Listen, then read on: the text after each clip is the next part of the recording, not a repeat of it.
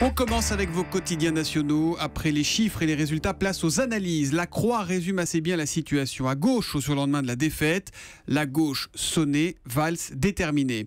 Et après ça, quelle gauche, s'interroge l'humanité, pour qui l'échec électoral de Hollande et Valls prouve qu'une profonde réorientation des politiques de gauche est une urgence absolue. De l'autre côté de l'échiquier, l'opinion ironise. Hollande, Lost in Election, allusion au film Lost in Translation. Sur le dessin de une, signé CAC, on voit François Hollande et Manuel Valls en baroudeur dans le désert, visiblement perdus face à un panneau « Vous êtes ici ». Tout autour d'eux, c'est le désert. Donc. Aujourd'hui en France, fait les comptes et titre le PS touché au portefeuille. La claque de dimanche, qui s'ajoute à la perte de 155 villes lors des dernières municipales l'an dernier, va lui faire perdre quasiment 2 millions d'euros par an. Sans compter la fuite des adhérents qui pourrait bien lui coûter plus d'1 million par an. Et puis toujours dans Aujourd'hui en France, Fleur Pellerin s'exprime au 13e jour de grève chez nos confrères de Radio France. En quelques mots, on prend la mesure du gouffre qui existe entre le gouvernement et Mathieu Gallet, le patron de Radio France. Question posée à la ministre, Mathieu Gallet peut-il rester au poste qu'il occupe ? Réponse, ce n'est pas le sujet aujourd'hui. Question suivante, renouvelez-vous votre confiance à Mathieu Gallet ? Réponse, ce n'est pas la question. Dans le monde du foot, quand un patron de club tient ce genre de propos, l'entraîneur est déjà en train de faire ses valises. À la une des régions, Marion Calais, quelles sont les unes les plus marquantes de la presse quotidienne régionale ce matin ? Quel patron pour l'Hérault, se demande Midi Libre. Les journaux régionaux déjà tournés vers les élections des présidents, des conseils départementaux. Ce sera jeudi. Et si la dépêche du Midi se propose de tirer les leçons du scrutin, elle évoque aussi en première page l'avenir incertain de la ligne TGV Bordeaux-Toulouse. La commission d'enquête publique a rendu hier un avis défavorable. Le gouvernement a 18 mois pour trancher. De son côté, le Télégramme consacre une grande partie de sa première page à la fin des quotas laitiers. Ce sera demain une mesure de libéralisation du marché, accueillie, nous dit le Télégramme, plus ou moins chaudement par les producteurs bretons. L'histoire du jour, vous l'avez trouvée dans Sud-Ouest avec la très difficile cohabitation entre certains habitants de Pineuil. Pineuil, c'est en Gironde. À ma droite, les locataires de bâtiments HLM, 7,50 m de haut, avec vue plongeante sur les maisons de plein pied juste en face. Et au milieu aujourd'hui, un grillage, mais peut-être bientôt un mur, puisque des riverains viennent d'obtenir gain de cause devant la justice. La Cour administrative d'appel de Bordeaux vient de condamner l'office HLM Gironde Habitat à verser 124 000 € à un couple de riverains, alors au titre des troubles de jouissance, et puis pour dédommager la possible construction de ce mur. En tout cas, le couple qui dit n'avoir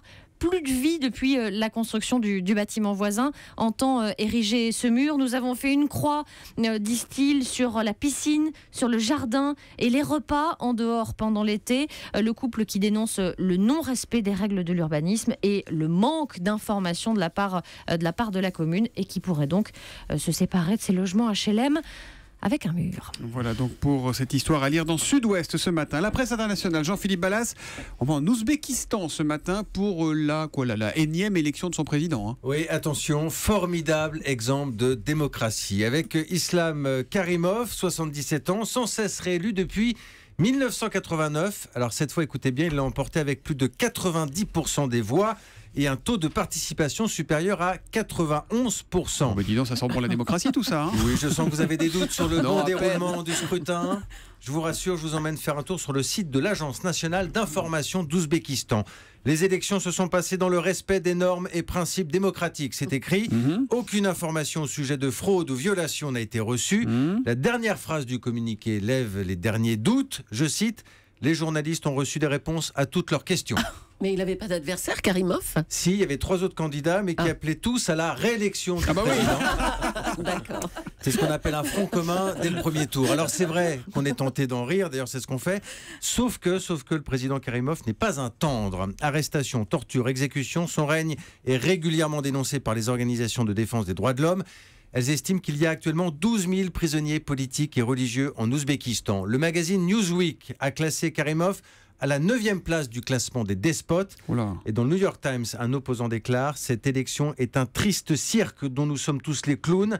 Ici, les gens sont traités comme des déchets. La corruption est partout. » Karimov lui répond tout simplement que sans un gouvernement fort, ce sera le chaos. La stabilité, d'ailleurs, c'est son argument le plus efficace. On est là au nord de l'Afghanistan. Le président a déjà reçu d'ailleurs les félicitations de son homologue russe, Vladimir Poutine.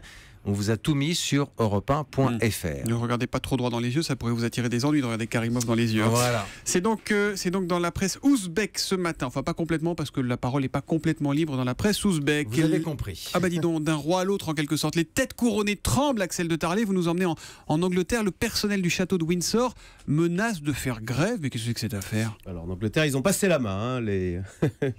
Enfin, la reine a passé la main, puisqu'elle elle règne, mais elle ne gouverne pas. Alors, vous avez raison. Entre la reine et Cameron, vous allez vous faire des amis. Voilà. Alors, la reine qui habite l'été, enfin surtout les week-ends, dans le château de Windsor, c'est la plus vieille forteresse d'Europe habitée.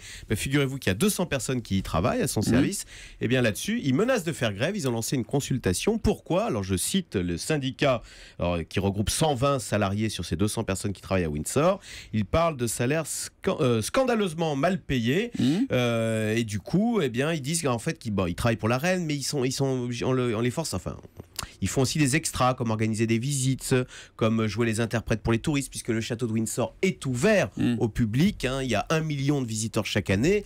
C'est pas gratuit. Et voilà, ils ne sont pas payés, alors que les visiteurs, eux, payent. Je suis allé sur le site internet, c'est 28 € l'entrée. Si ça vous intéresse, il y a une collection royale avec des tableaux, des Rembrandt, des Rubens, etc. Mais voilà, le personnel aimerait bien profiter un petit peu de tout cet argent et du coup il se met en grève. Mais il est payé combien, ce personnel? Alors écoutez, scandaleusement mal payé, mais le syndicat donne des prix. Moi je trouve que c'est pas scandaleusement mal payé, puisqu'ils disent, rendez-vous compte, les nouvelles recrues commencent à 19 600 € par an, ça fait 1 600 € par mois.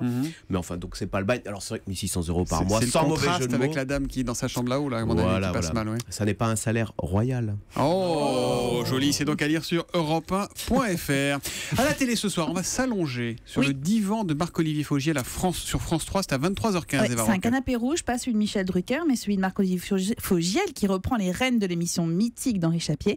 Et ce soir, allongé sur le divan, on retrouve donc Josiane Balasco. Alors si vous pensiez tout savoir sur la comédienne, vous risquez d'être surpris. Elle a encore des choses à dire, Josiane Balasco. Quand il s'agit par exemple d'évoquer son addiction aux jeux vidéo.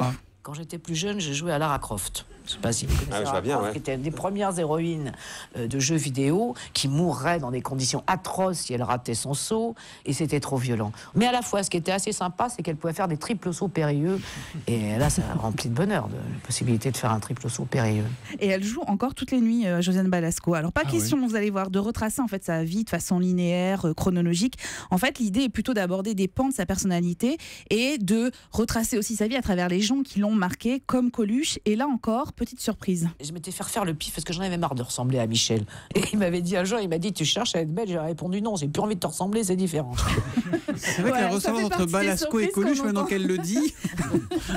Alors vous verrez, l'émission, elle est réussie à plusieurs titres. D'abord parce que l'interview est très très bien préparée, parce qu'il y a de la place pour les silences et c'est très rare à la télévision, et parce qu'il y a des archives qui viennent compléter en fait cet entretien, comme cet extrait du Père Noël est une ordure. On est en 1979, c'est au théâtre, et pendant 15 jours, Josiane Balasco va remplacer Marianne Chazelle qui jouait Zézette. Qu'est-ce que c'est que ça, Zizette épouse X? Que Zézette épouse X, ça savez pas lire? C'est marqué en tout petit là, regardez. C'est marqué pour les femmes mariées ou veuves, mettre le nom de la jeune fille, suivi 2 points de épouse X ou veuve Y.